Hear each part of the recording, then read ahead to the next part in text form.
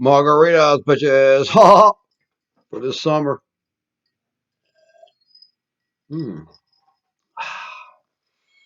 Hi, my name is Greg Bro. God, who gives a shit? I got 20 fucking subscribers, three of them from me from other accounts. Okay, and I paid $200 for Facebook ads and it got me nothing. And I have a nose like John Krasinski's. So what? He said, oh, half a foot taller. He's not that good looking. Okay, he's not that. He's not that much better looking than I am, actually.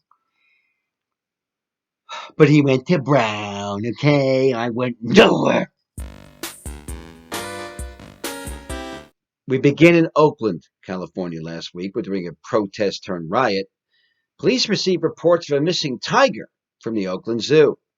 Shortly thereafter, however, an Oakland Zoo spokesperson reached out to say that it was all a mistake and that indeed every animal was accounted for. But I have my doubts.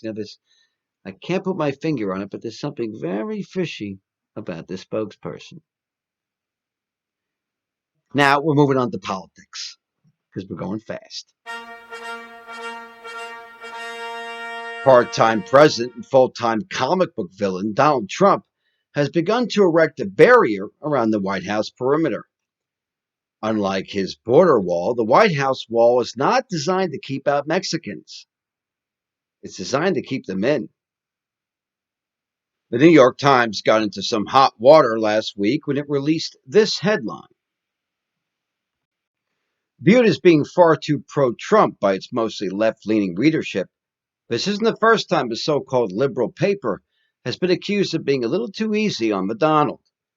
If you think that headline was bad, that wasn't the original headline. In fact, here at SLN, we got a copy of the original headline being considered for that day, and original headlines being considered for several days last week. Would you like to see some of those? First headline that was originally considered for that day: some good people on one side. Terrible. Worse than Charlottesville. Another headline that was being considered last week: God intervenes to stop protests. Introduce son. God, if you think that's bad, this is not even, this is just pure alt-right. This is just purely racist. Headline that the New York Times was considering last week during the protests: virus bad, blacks worse. And this one, this is just pure self-hatred on the part of the paper. Failing New York Times releases daily fake news headline. And the final right-wing headline being considered by the New York Times last week: Benghazi. New segment here on SLN, top five. You can think of it as like David Letterman's top 10 segment, but, half as many items and maybe half as witty. But I'm one person doing the best I can. Fuck you, and I have a job. Okay, so whatever. Samantha Shader. If you don't know her name, you should, but she's the 27-year-old female who, during a protest in New York City, threw a homemade explosive device into a police vehicle with four cops inside. Shader is now facing 4 counts of attempted murder. Now, look, there's no debating that Donald Trump has used this attempted act of violence and other acts of violence during the protests and during the looting to detract from his own cowardly and incompetent response to the protests. But what if he's right about leftist violence? What if he's right about Antifa? Now, what if Antifa is everywhere and anyone could be an Antifa agent? Well, the fact that people are now dating after so many months of a lockdown, we thought it incumbent upon ourselves here at SLN to tell you the top 5 ways to tell that the girl you're dating may be secretly a violent and militant Antifa agent.